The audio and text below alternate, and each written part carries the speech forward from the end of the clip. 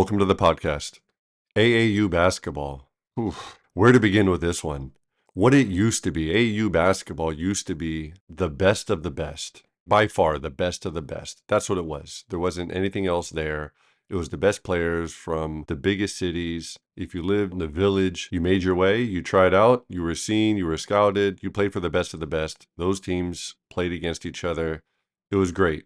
That's what AAU used to be. What it is now, somehow now it's evolved to anybody that writes a check, you're in, right? So it's very watered down. It's watered down in many areas, if not all. And it's a different landscape than it used to be. But somehow the term AAU still kind of applies to spring and summer basketball.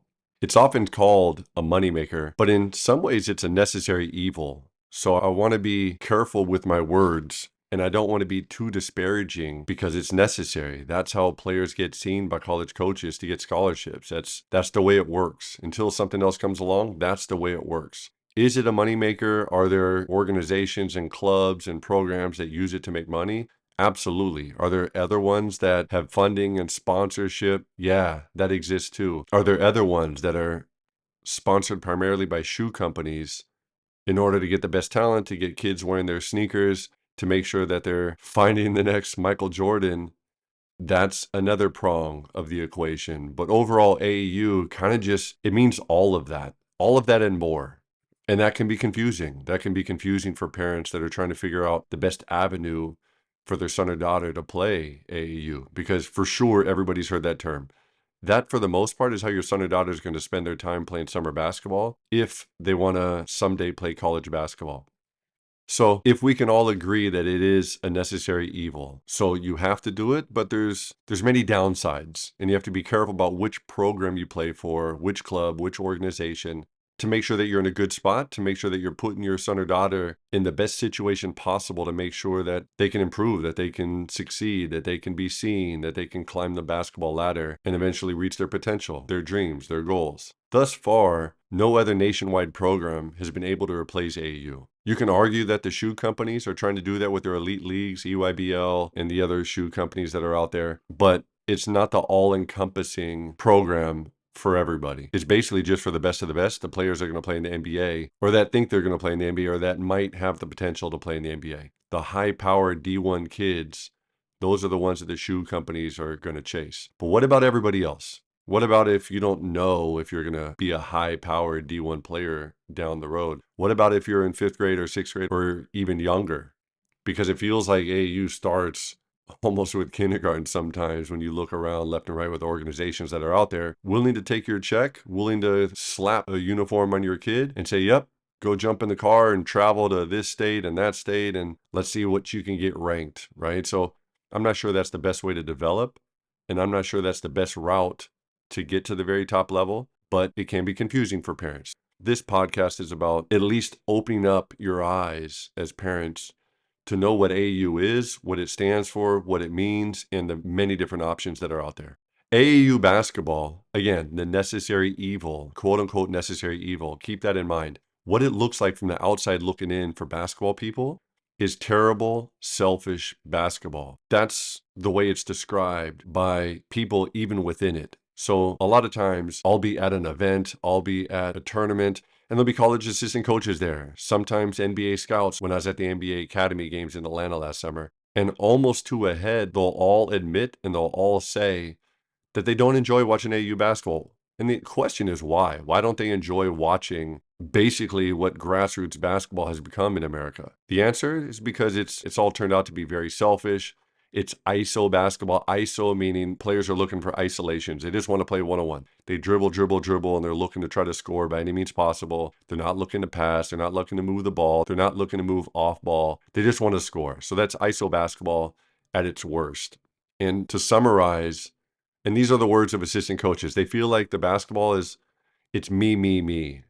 And at some point in time, every team does need a Kevin Durant. You need a LeBron James. You need a best of the best. You need that guy that can get you a bucket when you need it the most. You need that. Every team needs that. But you can't have a team full of players that play like that. And the problem is that young players with free shoes and all these things that are happening in social media, they feel and they've been taught to be very entitled and they've made the connection from point A to point B. They think, okay, to get to the highest level, I got to score a bunch of points, which translates to ISO basketball, selfish, a certain style that even college assistant coaches don't want to see. I think one of the issues is that we all know, moms, dads, you all know that your kids need to play. They need to play basketball, but they don't play at the park anymore. And even if you take them and drop them off, or they walk, or they ride their bike and they go to the park, there's not many other kids there. Where are the kids? Kids don't play at the park anymore. They don't go to the playground. They should. And I don't want to sound like that guy that says back in the day or back when I was a kid, but back in the day, they used to go to the park. They used to go to the playground. It was full of kids that were playing. Some were on the swings, some were riding their bikes, but there was kids on the courts playing basketball. And that doesn't exist anymore. I used to think perhaps it was violence. Maybe parents were worried about violence. But I actually think it's technology. I think kids are so used to being on iPads and playing video games. And if they have an iPhone, they have a computer basically in their pocket. And it's fun to play those games that vibrate and send notifications and keep them engaged. So those games are designed for a reason and to keep people playing. So kids aren't at the park anymore. They're not playing in the playground. So the problem is all kids, all future basketball players, you need game reps. You need to play. And the problem is it's really hard to find that. It's hard to find ways for kids to just play and learn through trial and error, which is one of the best ways to learn. Sometimes you might think that you're amazing as a kid and you dribble in. You think you can score on anybody. You dribble in there and somebody a little bit faster, stronger, more athletic or whatever, they block your shot. And that's the best way to learn how to pump fake. But that's learned through trial and error. Working on pump fakes by yourself, if you've never played a game and you don't plan on playing any games, it's a little bit irrelevant. So you need that time in order to work in your game, just playing. But sadly, it's really hard to find opportunities for kids to just go somewhere and play. If your school, your coach, or there's somebody that opens the gym for your kids to just go play and there's not so much structure and they have a chance to just hoop, a chance to just play, a chance to deal with all the good, the bad, the pros, the cons that come from that, like arguing about the score or was that a foul or not, that's all a part of it. But just to play, if you can find that, you're on the right track because they need that. That's not the end all be all, but it helps them from learning through trial and error for sure. So I think you have to ask yourself, what are the goals? And we're talking about AAU basketball, right? So what are your goals with AAU? Are you looking for a situation for your son or daughter to someday get a scholarship? Do you want them to be seen by college coaches? That's normally one of the main topics or the main answers to that question. What are the goals? So if you're looking for a scholarship, that's a valid statement. That's a valid argument. And AAU is most times a necessary part of that equation. If you're looking for better competition, so you want your son or daughter to play against the best of the best. Fantastic. Another valid point. If you want them to develop, so better practices, better coaching, better competition in practice, that can be there too. So if your goals are one of those three things, you're on the right track. If your goals are, we want to see the world, we enjoy getting on the road and driving miles and miles and pizza parties at the hotel and a pool party, if that's what you're looking for, you can do that without the AAU part. You just go to Disneyland or whatever. If the goals are to get a scholarship, looking for better competition, and looking to develop, those are all valid points. You're on the right track. Do they always happen? That's another part of this equation that needs to be discussed. But the goals are valid. Now let's talk about the hype. So the reason AAU has kind of exploded over the past several years is almost along the same lines of social media kind of exploding. So kids are used to seeing a lot of hype on social media, all kinds of rankings, all kinds of highlights, all kinds of things like that that to them are appealing to their young minds. They like to see that stuff. And then what happens? They want to be there. They want to be in those gyms. They want to wear that product. They want to be in those tournaments. They want to play for that team or that club and go all over the country.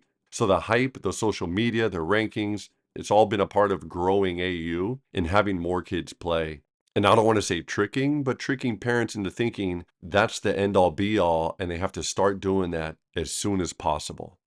And I think there's a better way, and I know there's a better way. So again, back to the saying that AU is a necessary evil. At a certain stage, if your son or daughter wants to play college basketball, they have to play AU. But just playing AU is not going to get them there if they're not playing for the right club, if they're not playing in front of the right coaches, if they're not in the right tournaments, and we'll get into some of those other areas. So What are some of the negatives? What are some of the things that happen when you sign your son up for AAU? You might be playing on court 137 in the furthest end of whatever warehouse where they stacked all these courts, where coaches aren't even watching. So now you're on this court that's really far away from all the action. College coaches aren't even watching. So you're playing games that maybe you get some of those other components. Maybe it's good competition, maybe somebody's filming, there's going to be some cool highlights that end up on Instagram or something like that. Cool. Awesome. But if coaches aren't there watching and the competition's not there and you're playing in games where you're winning or losing by 30 points, what do you really get out of that? What does your son or daughter really get out of that when they're playing in the middle of nowhere on court, who knows what number, and they're winning against some team that's not very good by 30, or they're losing against some team that's just way better by 30 or 40 points? What do you get out of that? Not a whole lot. What else can happen? And we're talking about negatives. I'm not here to bash. I'm here to talk about the pros, the cons, and to have a discussion so you're better educated about what AAU is, what it can be, what it should be, and how to make sure you choose the right path. So the next potential negative, you get stuck playing against teams that are playing a bunch of zone or even crazy junk zone defenses the whole time because they want to win. They want to win games. When the reality is, of course you want to win. You want to teach kids how to win, but you want to teach them how to succeed at the next level. If AAU is about playing college basketball, there's going to be a lot of man defense. And you're going to win some games, you're going to lose some games, but there's so much of that that revolves around man defense. So if you're going to be playing teams or if you're playing for a club that plays entirely zone, there's a limited number of colleges that might make sense for your son or daughter to play at someday. It's good to be exposed to that, but not just to get stuck playing against teams that are only out there searching for wins and playing against teams that are only focused on winning by any means necessary, instead of focusing on the development that needs to go into it to make sure players are skilled enough to make decisions and make good choices on the court. Next negative, a lot of expensive travel. Gas isn't free, gas isn't cheap. Driving to tournaments that are over 4, 5, or 6 hours away, if not flying to tournaments. There's a hotel cost, food costs money. And I don't know if anybody listening to this has ever been to an AU tournament, but it's not cheap to get in there. So if you're coaching, you go in. If you're a player, you go in, you go through the registration table, you sign all the stuff you have to do, the QR code, the waiver, all that stuff. So you go and do all that stuff. And then normally through another door, there's a door for coaches, and those college coaches get in, but they're enticed to pay hundreds of dollars for an information packet on the best players. And they say they're going to have the roster of everybody. Normally they do, but they flip through that and skip through that to get to the teams they really want to watch. And then there's the door and the line for the parents. And this cost is crazy. And the business model part of it, whoever's in charge of that for all these events, they figured it out in terms of making money for sure. But those parents are paying. I'll let you figure that out the hard way, matter of fact. So just ask around and ask some of your friends that have sons or daughters that have played AU what it costs to go to an AU tournament. Let's just say it's not cheap and it's more than it should be. To top it off, there's also parking that you have to pay for too. So long story short, it's very expensive. So traveling around the country with your son or daughter to play AU tournaments can be very expensive. There's a lot of cost involved. Now, one of the ones that seems kind of funny, another negative that seems kind of funny, but that happens more on the younger stages, but it happens. And this is the same thing in rec ball and travel ball, and this argument happens all the time. There's going to be a random parent that coaches, and it's going to feel like they're favoring their kid. It's just going to feel like that. If their kid's really good, it still kind of feels like that a little bit, right? So there's going to be a dad that everybody's saying plays his own kid the most. And sometimes that's true. Sometimes that really is the case. As much as you try to avoid it, if the kid's good, the kid's going to play a lot. But if the kid's not good and the dad is playing that kid more than he should, and the kid's out there having turnovers and missing shots and getting scored on defense, and he just stays on the floor when everybody else is getting subbed out for mistakes, then you kind of have to wonder, did you make the right choice with that AAU team?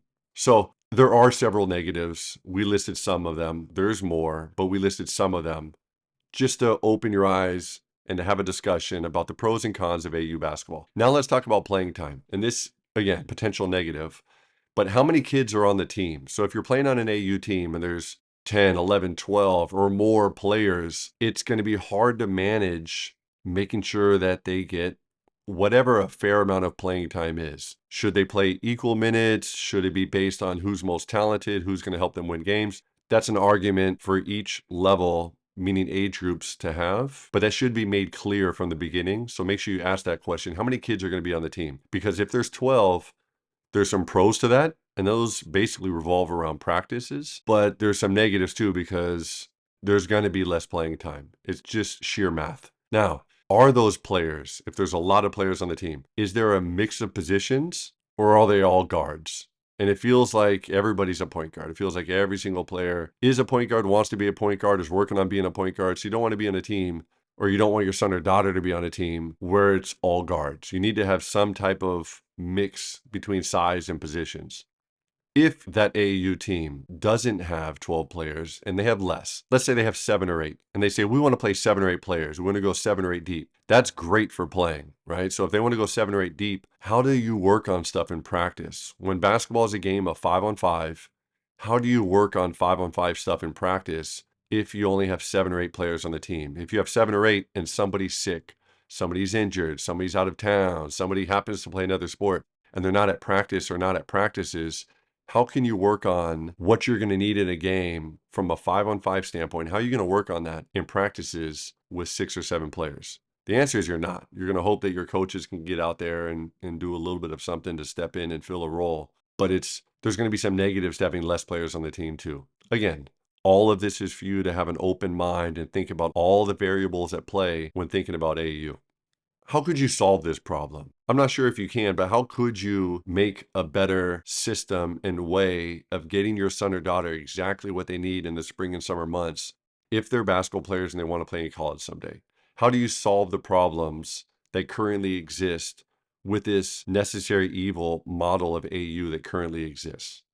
What are the better options? What do kids need? For sure, they need skills training. For sure, they need some type of athletic training, explosive training, weight training. They need training for their bodies.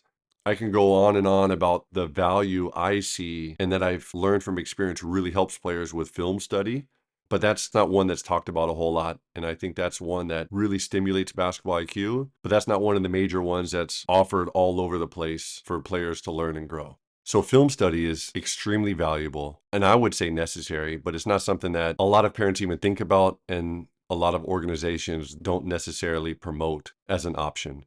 So we have skills training, explosive training, some type of local league for game reps would be very valuable. We're talking about the whole spectrum from second grade up through high school. They all need to play. They need to learn through trial and error. So playing in the off season is valuable, would help them work on their skills, take chances, work on their weaknesses, and learn, right, to build their basketball IQ. And now something we do at the Scoring Factory, our academy model. And this is where we teach technical and tactical skills. You're teaching them skills that they need from an individual perspective, but we're also teaching them what they need from a thinking perspective, how the individual pieces fit together in the game of 5-on-5 basketball.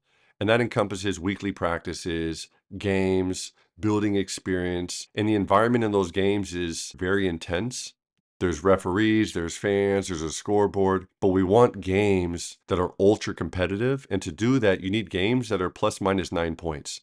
So players are thrust into situations where they're playing against their level, maybe a tad tougher, but their level, so they can learn that when they can beat their man one-on-one, they should do that every single time. But they learn that once they get in the paint, once they get around their man, there's help side.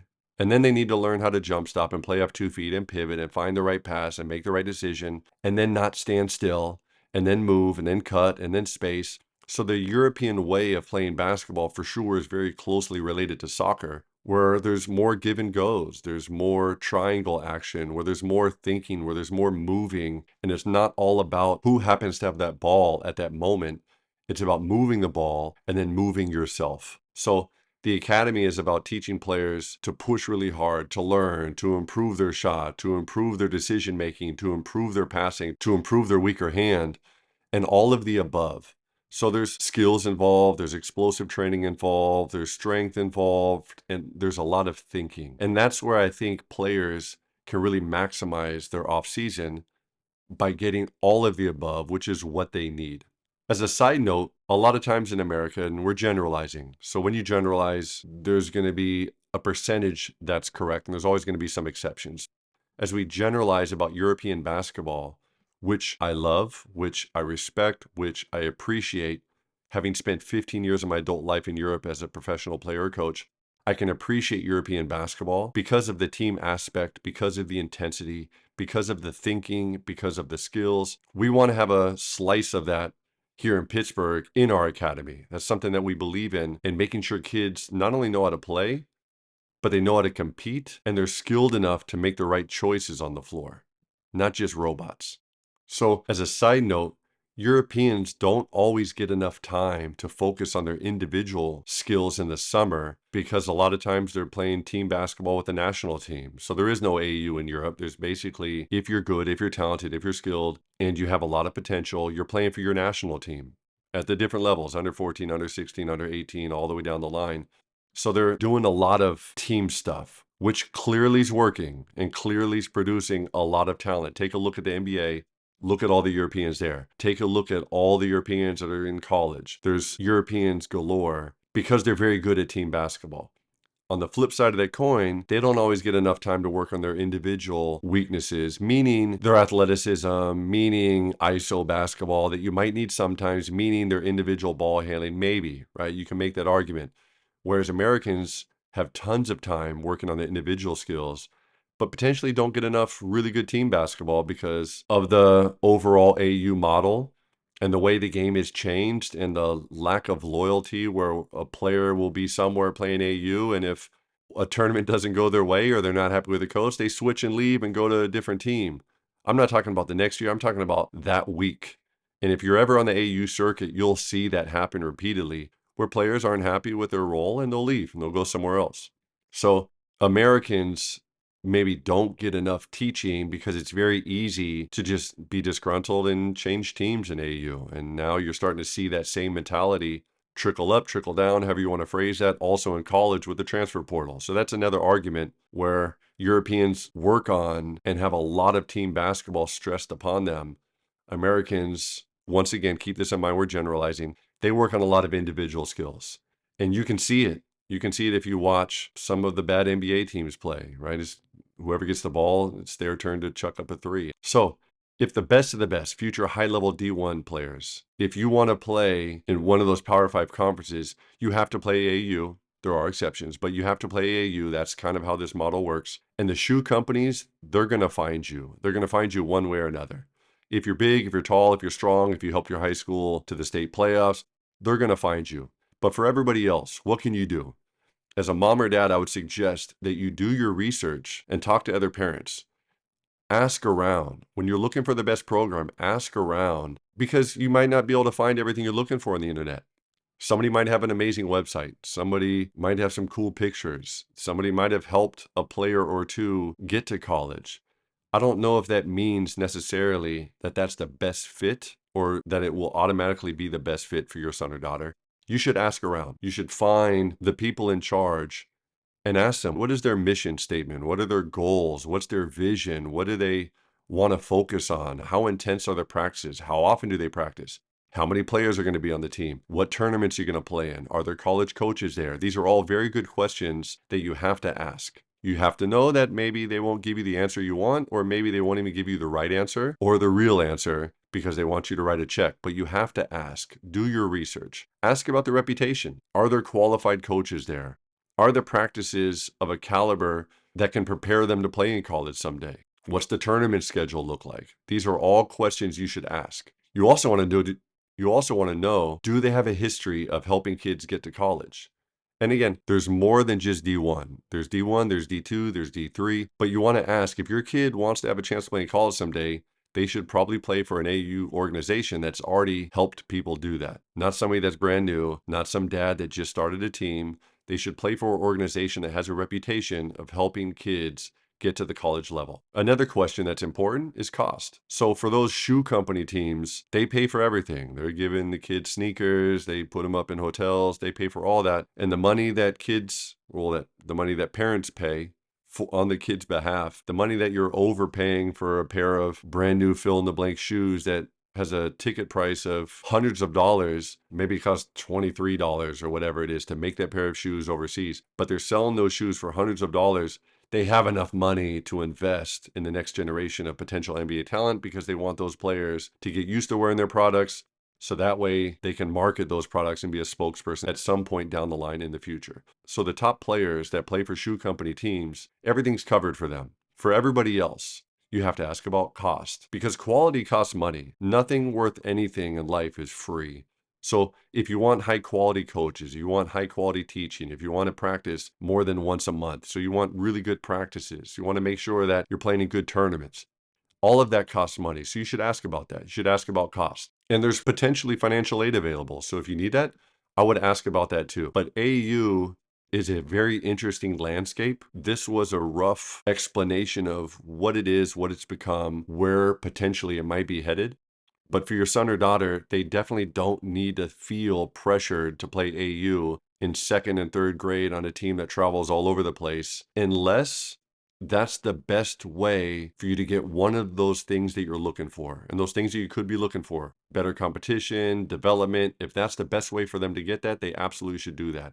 It'd be nicer if you can do it closer to home so they get all the above. They get better competition, they're developing, they're getting good coaching. If they could do that closer to home, it'd be nice if they can do that because that's less time wasted in the car, traveling, sitting there, eating fast food, all the expenses that come with that. If they could do that closer to home until the time is right for them to start traveling and playing on one of those higher end teams. But college coaches, they don't care, and they're not going to be at fifth grade games. They don't care. They're not going to be at eighth grade games. Don't let social media fool you. Don't fall for the hype. Don't think that whoever's ranked in seventh grade means anything in the future. They need to work. They need to learn. They need to develop. Most importantly, they need to play and actually get competition. So if you can find that somewhere else where they get all the above without having to waste all that time in the car traveling around, you should do that. And then at a certain stage when they're ready, when you've sharpened their knives, when they iron sharpens iron, when they've gone through that process and they're ready, they're mature, they're ready to be seen, and college coaches are actually going to be there watching those high school years, then you have to find the best program for them, push them, challenge them, and make sure they're seen. The exposure part of that's very valuable. Any questions? Any comments? I've heard hundreds of nightmares about AU and organizations, maybe this or that, and I'm not here to bash the whole process of it. But what I do believe in more than anything else is skill development and providing a platform for players to learn through gameplay. That's very important. Players need that of all ages, of all levels, because basketball is a game that's fun to play and you learn by doing. So any questions, any comments, please write it in the comments. Let us know. We'd love to help. We'll answer all of those comments. We'll get back to you. Share your story, share your AAU experience, horror story, and let us know because we'd like to help parents better understand the landscape before they have to make some very difficult choices. Once again, please subscribe, hit those notifications, and spread the word. Come get some.